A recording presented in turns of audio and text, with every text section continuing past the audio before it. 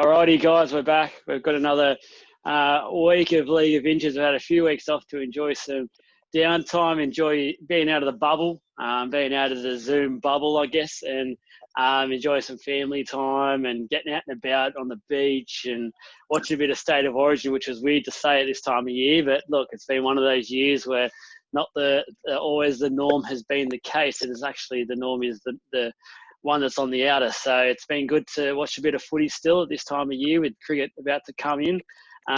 Obviously, first of all, we've got a couple of absentees. They're on their off-season break. We've got Josh is obviously and on the moon still. He's trying to become the first doggy supporter to walk the moon. So good luck, brother, with that.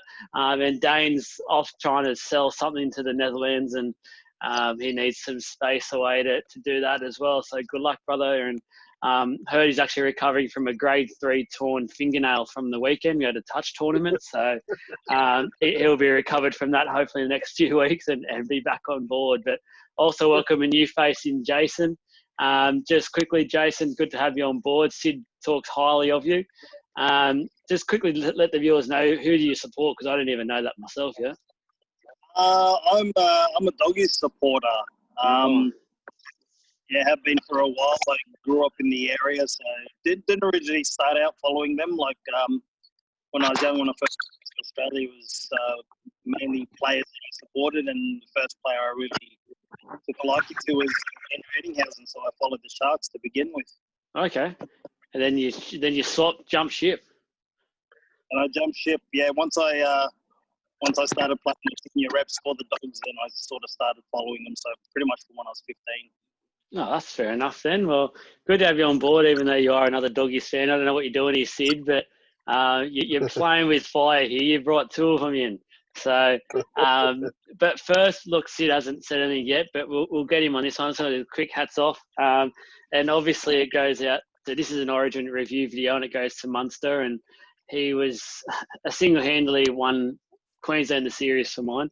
Look, I know a lot of their players stepped up and did some good work, but if it wasn't for Munster, for mine, they don't win the series. And it was quite obvious where the second game where he didn't play, that's when they got their biggest defeat and didn't look like they wanted to be there at all. And when you've got sort of people like Cherry Evans, who was a bit quiet, it was just a Munster show. So, Sid, just quickly, what do you make of Munster's game? I know in the chat, obviously being New South Welshman, it was hard to swallow, but you've got to sort of take your hat off to a performance like that. Yeah, man. Look, I'm not his biggest fan, but credit where credit's due. He's tenacious. He's got a drive to win, very much like the other Cameron in the Melbourne Storm. And like you said, he did take the game by the scruff of the neck.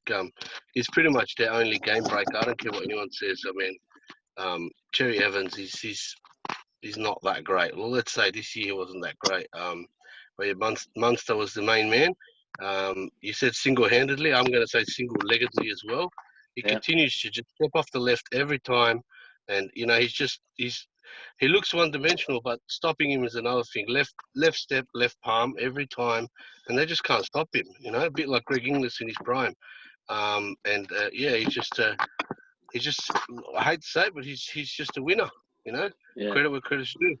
He's a weird one because he's obviously from the Storm system, and they're very much structured in the way they play and they have their roles, but he's completely the opposite. He just plays what he sees, and it's eyes up footy a lot from him, like he did in the third game where he kicked it over on the first tackle, where I reckon if that happened in the Storm, Cameron Smith probably would have killed the bloke. So they're very structured with how they play, but he's just the total opposite, and it's actually pretty refreshing to watch. And he's had a year and a half to not forget, and I bet he's still partying to this day. So good luck if you're on the Munster train, because he's out there somewhere. Just Jason, quickly, were you going New South Wales or Queensland this series? Yeah, New South Wales is a bit disappointed with their performance. Really, I'm sure the players themselves expected a lot more, especially with the side that they had. So got to, like Sid said, just got to give credit where credit's due. Yeah, exactly. And we'll touch on New South Wales after. But first, I want to touch on Origin from the Queenslanders' perspective. The winners obviously won the series 2-1. And look, we've got to all have eggs on our faces. We predicted New South Wales almost whitewash, basically, and said Queensland would struggle to keep up with them. And look, a lot of things have to be said about the Bennett factor. He's a chosen winner. He's a champion. I know Sid loves the bloke because he's brought the premiership to the Dragons and just rates him that highly as a coach. Then he's probably not surprised now looking at it that he was able to do this with the team he had. The Bennett factor, but I will come to you, Sid, with this one because you've seen it firsthand with your club. What does it mean, this Bennett factor to a team? Well, I think he just, the great coaches, they make players play to their maximum. So if it's a quality player, he's going to be in form at the right time. If it's an average player, he's going to be absolutely at his maximum ability. Whether it's from his coaching approach, whether it's his man management, tactical, he just seems to instill belief without knowing what actually goes on, what he actually says to these guys. The proof is in the pudding, the results, and similar to Craig Bellamy, he'll purchase a journeyman after journeyman and turn him into quality players and premiership winners a lot of the time too. But man, just the thing with Bennett, he's withstood the test of time. The game's changed quite a bit since his first game coaching. I think it was 1987. Quite a bit. I can't undersell how different the game is now, but it comes down to he's what he's saying to the players. It's just amazing the results that he churns out, and another notch on the belt. 100%. And Jace, do you have anything to add to the Bennett factor? It's obviously a big thing for a team. And Queensland, as you looked at the lineup at the start of the series, and you just basically laughed. No disrespect to them, but there's something there in the waters. So I don't know what Bennett gives them, but there's got to be something. Yeah, he's just a proven coach. Doesn't matter where he goes, really. He brings the best in, not just in the players, like in the team. He just knows the chemistry that's required. He puts the right team together, like, a player that doesn't seem like he should be a first grader, should be even starting. He's on the field and he's doing his best, and it just works well for the team. Like, even look at South Sydney towards the end of the season and like throughout the semi-finals up until they lost, just their team chemistry, and they were coming out and toweling up sides, and just he's just got that knack for it. So they were tallying up sides as well with 2 or 3 chosen first graders out, which was the best thing about South's performances towards the end of the year. So Bennett has it proven he doesn't need the best players always. He can actually come out and muster something up, which is pretty good as a coach. He's up there, and obviously it's a toss-up between him and probably the great Jack Gibson for the best coach ever for the game. But I tell you what, they're both probably neck and neck at the moment. So you could have an argument either way. But obviously I thought game 1, Queensland winning that for mine was them winning the series, because we always knew going up to Suncorp was going to be a hard thing once they got a little bit of confidence. I thought New South Wales lost that when they lost that game 1. What do you make of that game? I know it was a couple of weeks ago now, Jace, but that game 1 where Queensland sort of just seemed to be in control the first half, and Queensland just came out the second half and did their thing and managed the victory. But are you with me there that game 1 was the massive turning point there? Game 1 was a massive turning point, and I think for me, like, first half we were pretty damn good. And then second half we came out, and I think where we lost the game was our halves. Our halves just went quiet until Walker came on, and he sparked that flow a little bit, and we sort of got back in there, and came down to the wire a bit. But just our halves. But Queensland, it's Queensland. They're always going to come out. Like, it doesn't matter what team they have. They could have, like as Gal said, the worst team he's ever seen in 40 years for Queensland, but that they're still going to show up. And the biggest difference for me, like throughout the whole series, you can just see it in defence. Just the intensity is just there. They're rushing off their line every single tackle, and that's what got New South Wales in the end. I think they just overran them in the second half with their defence. 100%, and full credit goes to the G train, Gallen. Thanks for fueling the fire a bit more for him. And we always know you don't give Queensland a thing, yet every year it seems like the media fall into the trap of giving him something to play for. And it wasn't needed, yet here we are talking about a New South Welshman giving him something to play for, and he should have known firsthand you don't give him that. So obviously with the game one, it rolled into the Pac Suncorp side of things. And I want to talk on a quick negative for Queensland, and it could be a bit of an interesting talking point, and I'll come to Sid first, but for mine would be Daly Cherry Evans. I know he's the captain of the side. I know they won the series, but for mine, over the 3 games, I think I didn't notice him play for most of those games. It's sort of he's took a big backward seat to obviously Munster, who was playing well, but I even thought his kicking game was pretty ordinary. I just thought it was an ordinary series for a captain. What did you make of his performance, Sid? And am I being out of line when I say this?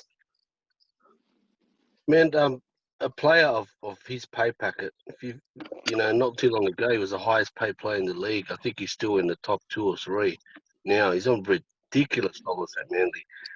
And, DCE this, DCE that, the guy can do no wrong. He ties his shoelace and the commentators go nuts, They just love him. But if you can almost count on 2 or 3 fingers how many line breaks he did, and that's including line break assists. In terms of attack, in terms of defence, he was okay. The kicking game was uninspiring. There wasn't much happening. I just think, frankly, it was a byproduct of his team being so bad this year. I'll even extend that, and I'm sure we're going to go into it, to Jake Trbojevic. I think he was nowhere near his best.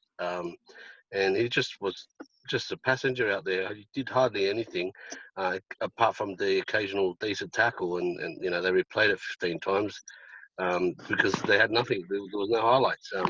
But as far as DCE, man, look, if he does something brilliant, I'm going to say, yeah, that's brilliant. But I'm just not seeing much from him. And he was just he was a side act, really.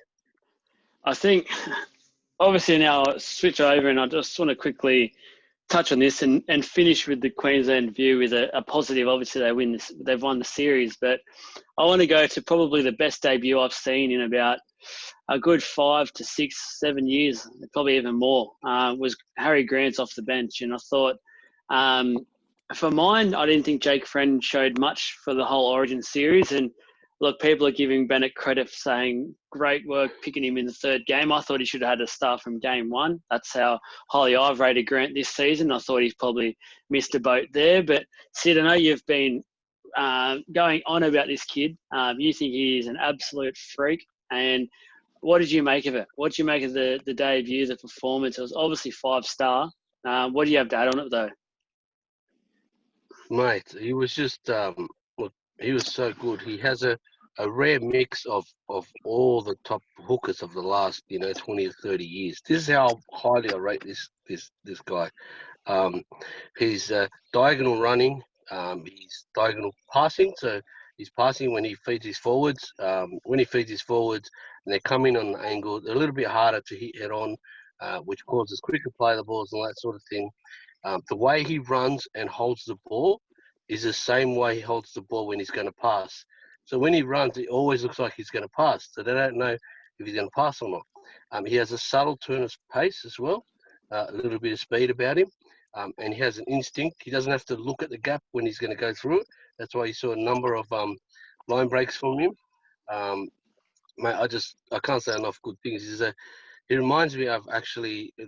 Joel, you're probably too young for this, but there's a guy named Benny Elias who played for the Tigers in Australia and New South Wales, and he reminds me of this, my sneaky fellow countryman, the hooker, the sneaky hooker Benny Elias, and also Steve Walters as well, one of the Walters brothers. He's got a blend of that. And as I say, he's got a little bit of Mick Ennis in the way he feeds the forwards. Mate, he's just awesome, and he just owned that game. I don't know what happened. Wouldn't surprise me if Bennett said to him, "Just go play your game. Don't worry about anything. There's no pressure." But yeah, it was just awesome. One thing I will add though, in regards to the selection, that I think it was either a victim of the loyalty factor. If you remember, last year Ben Hunt was their player of the series, the Queensland player of the series. So, and he didn't play too badly the first game.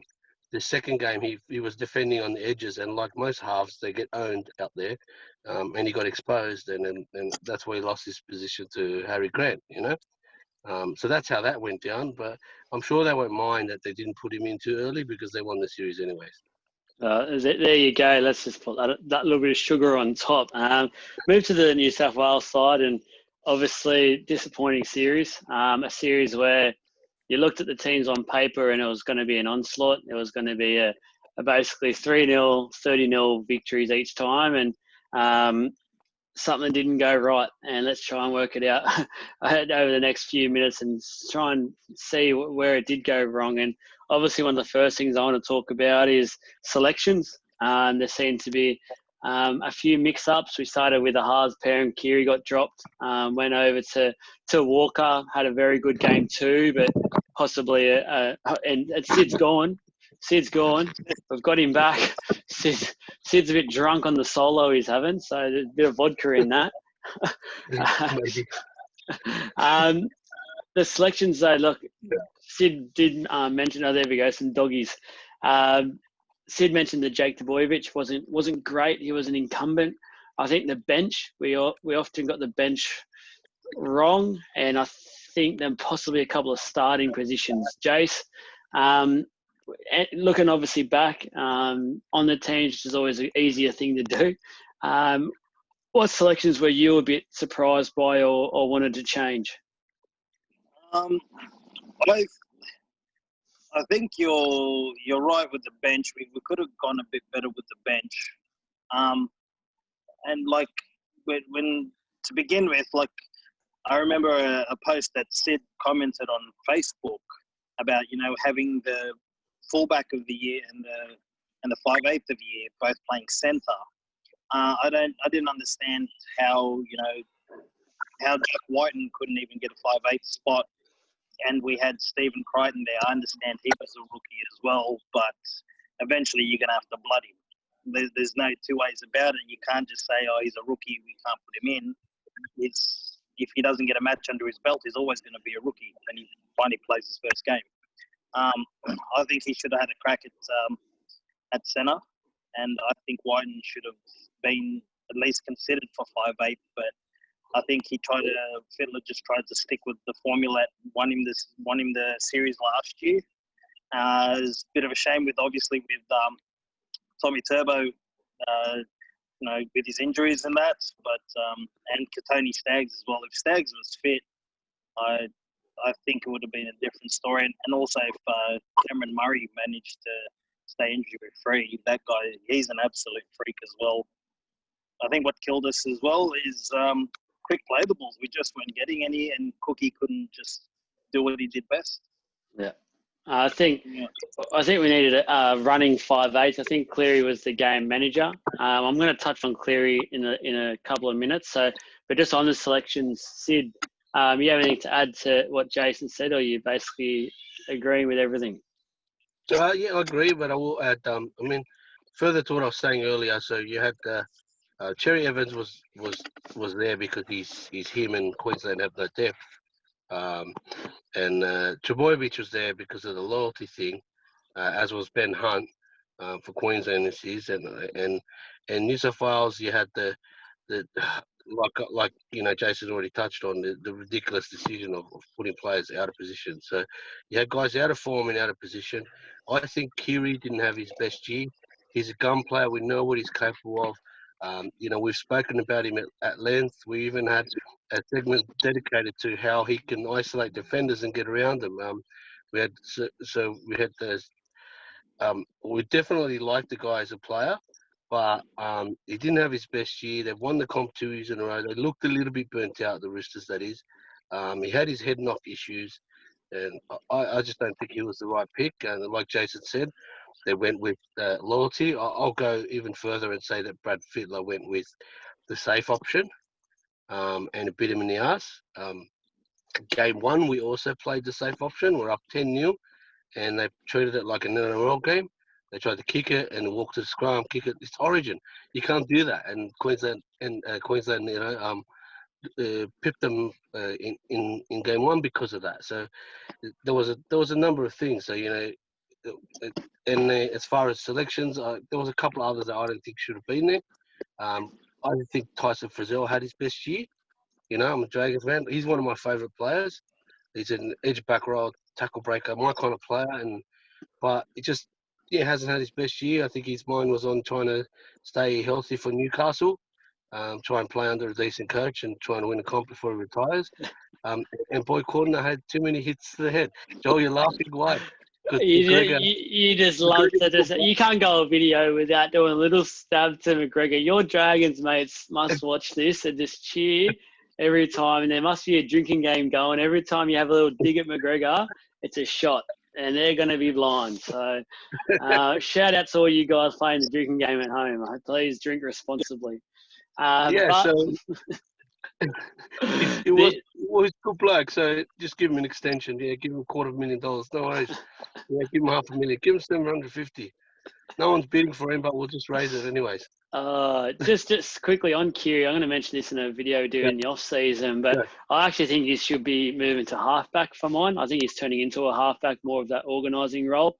But we will touch on that in a video down the track. And I think what you mentioned with the selections, I've got to agree with pretty much everything you said so far. The other one I want to add to it is Cordner.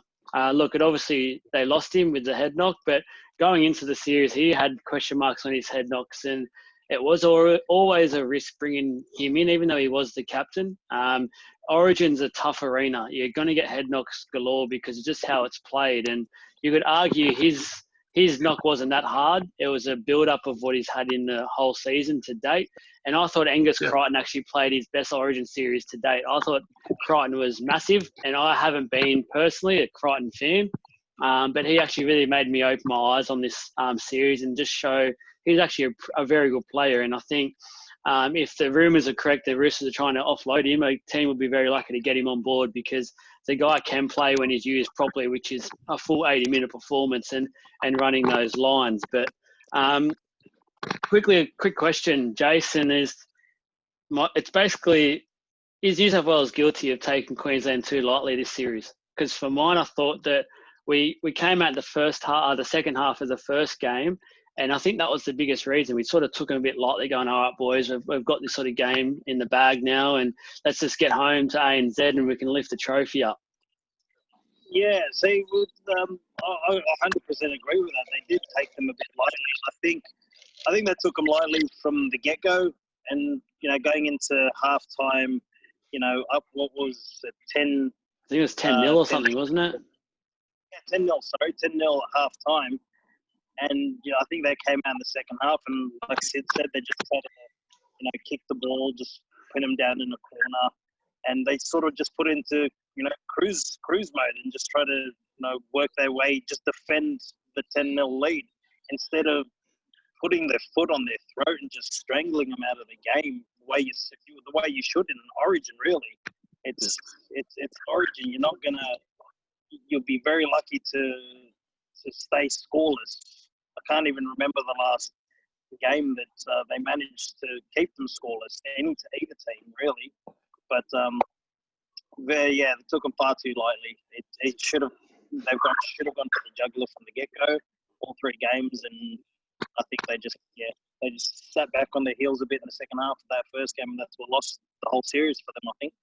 Yep, again, game one, I think, lost it for him. So touch on what I mentioned earlier in the selections and Cleary. Look, I'll give him a wrap straight away and say game two is the best kicking game I've seen since probably Andrew Johns in the Origin arena. His kicking game and game management was absolutely spot on. And when you've got a player as quick as Addo Carr, you should be just putting those kicks in every day of the week, which he was doing. But I've also got to be a bit real about it. And once everything sort of calmed down and watched a couple of times now the games, is that his game 1 and 3 were actually very poor for mine. And a series isn't made up of just one game, unfortunately. I thought he was suffering a hangover from obviously a massive year of being so up to having a massive down lose in the grand final. and I think that impacted his series overall, and he was a bit dejected and not himself. Sid, what did you make of the Cleary as a whole of the series performance? Man, I'll put it down to him being young and probably probably not being able to cope consistently throughout with the rigors and the demands and the mental side of it as well. But everything you said is spot on. I would have said exactly the same thing. His game 2 was absolutely brilliant. But the lack of consistency for whatever reason. I mean, some players when they're younger, and I use the word young again on purpose. He's just a kid, and some players when they're younger, they everything needs to be perfect for them to have a good game. And as they get older, they can handle different situations. I mean, when they're younger, like the wind's a little bit different, and then it just throws the whole kicking game out. Or they play the balls are a bit weird, or they're being forced to play towards the left side of the field rather than the right, and he kicks off the right, and he likes that. You know what I mean? There's some more intricacies that were different and resulted in vastly different games from game 1 to game 2, outstanding, to game 3, back to poor. But he'll grow out of it. But guess what? Queensland won another one. Well, we're trying to work out, scratching our heads what happened. 100% there. And obviously the last thing on New South Wales was obviously game 3 losing Teddy. He's the captain at the time, and you'd argue best fullback in the world at the time as well. And a lot of people, I just want to quickly touch this on because a lot of people have come out in the media and saying Freddie got the selections wrong by not having Pappenhausen there. Look, I know it's a new age rugby league, but it's very uncommon to play a fullback off the bench. It's hard to say that you're going to actually have to cover that position. And at the same time, we had a good centre in Gutho who could play fullback and was Dally M fullback. I think that was a turning point for us. We just lost the way that Teddy plays. He's so energetic with how he does it. And it was obviously a massive impact for the team. As soon as he went off, it's sort of a bit of a lull in the game from a New South Wales side of things. And Jace, just quickly, are you criticising Freddie of that selection, just the fullback side of things, or is that just something you look at and go, look, it's unlucky and the cards weren't turned our way? Yeah, it's hard to say really. Like I can't really criticise him. He decided to go with the 4 forwards on the bench, and the 2 previous games he had, sort of like a utility player there to fill that extra spot in case the back went down. I mean, Isaiah Yo's a great player, can fill in at centre, but he's not a world class centre. He's great at what he does at second row, but I think he could have carried Pappenhausen on the bench just to be safe. And Pappenhausen, like even in the Storm, he was, while Slater was still there, he was filling in at lock as well every now and then. He still would have. He would have made a difference. I feel he would have. Even if it wasn't Pappenhausen, if he decided to go with another back there, I think it would have been better than going with 4 forwards. Yeah, 100%. With Payne Haas starting at front row, he's a guy that you can get big minutes out of. So that's one less forward you really have to carry if you got Payne Haas in there, I feel. And he could have gone with a better strike option on the bench. Yeah, Haas is a freak, and I think he's going to start playing that 80-minute role moving forward. Just the last little point I want to ask, and I'll get Sid's quick comments first, is just coaching changes next year. There's question marks around both coaches at the moment. Can you see Queensland or New South Wales changing their coaches, and if so, who's getting the nod, Sid? I think Bennett will stay on. They'll give him the luxury of choosing. He's already come out. He actually came out before the last game, and he said he doesn't mind, and he can manage coaching Souths and Origin. He's done it before. It never was an issue when he done it all those years ago.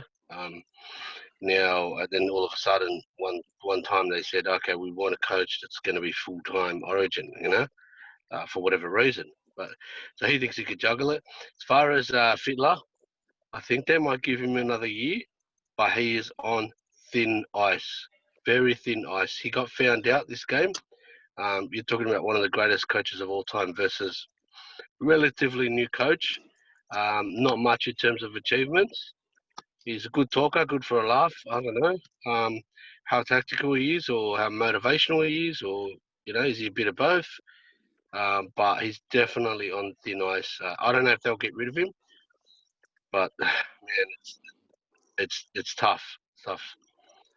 What about you, Jace? You see any changes to the coaching ranks next year? No, not really. I think, like Sid said, Bennett will have the luxury of choosing whether he wants to stay on or not. They'll give him that. I think with Fettler, I think this year being, disappointing, I think they will give him another chance next year, going on the fact that, we'd won the previous year and the year before that it was, I think. So I think they'll give him that extra year to turn things around. So I think the coach will stay the same, I believe. I reckon they'll keep Fittler. I think he'll get a pass mark just because of a couple of the key injuries and the Teddy knock in the third game. I think gets him a survival to go back next year and get the title back. I'm actually going to say Bennett leaves and they're going to put Paul Green in. I think my biggest reasoning for this is that Queensland now not necessarily have a year where they can put the foot off the accelerator, but they have a year now where it'll be accepted to a certain state if they blood a few more youngsters and come in with a coach who's going to be there for a 3-4 year period and build with him. So I think Bennett may get just a little tap to say thanks for getting the title back to us. I think if they had lost this series, it would have been different. But I think he's helped him out, and I think Paul Green sitting there without a gig at the moment, I think will become the Queensland coach moving forward. So that's it for the State of Origin wrap, guys. Just wanted to jump on and have a chat. Jace, it's been great to have you on. Hopefully you're on again with us. We'll probably have a week or two off, viewers, and come back with a signings video and try and get the full crew on. It'll be nice to sort of get 4 or 5 of us on having a chat about some signings for each club. I know, Jace, your team's had some good signings and probably still a couple more with the rumours looking there. So Doggies might have a chance of playing finals next year. But I hope you've enjoyed your time, brother. You're knowledgeable and you've got a bit of humour there as well. So it's been good. And Sid, I know you always like to say something, so here you go. Give you 30 seconds. I'm surprised you didn't mention that Nathan Brown got, 12 minutes. Unbelievable. Why would you carry him and leave $2 Travojevic out there doing nothing for that long? And the games, as soon as Brown came on, he started smashing blokes. He was like, he'd been shot out of a cannon. That's Origin. The guy is built for Origin. Come on. And he's one of your Parramatta boys, Joel. I'm surprised you didn't mention it. I didn't want to be biased, brother. I don't want to be biased. I didn't want to be all about Parramatta, but what you say is spot on, and I thought it was an absolute G-up. You needed a momentum change, and here's a guy who can change the momentum just with one hit-up or tackle, and to give him 12 minutes, I thought was a bit of a joke. But thanks for firing me up right at the end of the video, Sid. One of your best. All right, thank you, guys. Enjoy the video, and we'll be back in a few weeks to talk about some signings. Cheerio. Right on.